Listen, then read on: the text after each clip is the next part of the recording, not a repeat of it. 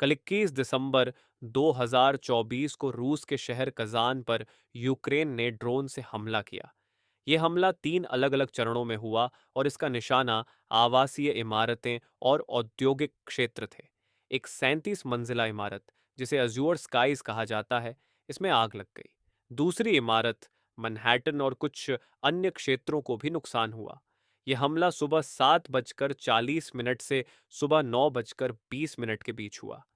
3 अलग-अलग हमलों में ड्रोन ने शहर को निशाना बनाया।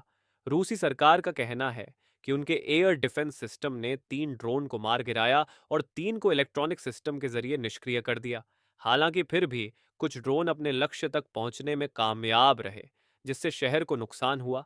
यह हमला सिर्फ एक सैन्य कार्रवाई नहीं थी, बल्कि एक संदेश था। यूक्रेन यह दिखाना चाहता था कि वह रूस के अंदर गहरे इलाकों तक पहुंचने की क्षमता रखता है। इसके साथ ही यह रूस पर दबाव बनाने और उसके मनोबल को तोड़ने का एक तरीका हो सकता है।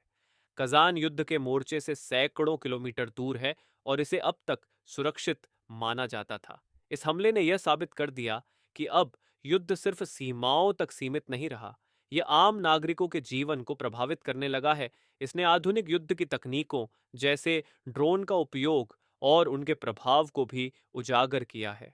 इस हमले ने कजान के लोगों के बीच डर का माहौल बना दिया है। हवाई अड्डा अस्थायी रूप से बंद कर दिया गया और शहर के बड़े इवेंट्स रद्द कर दिए गए।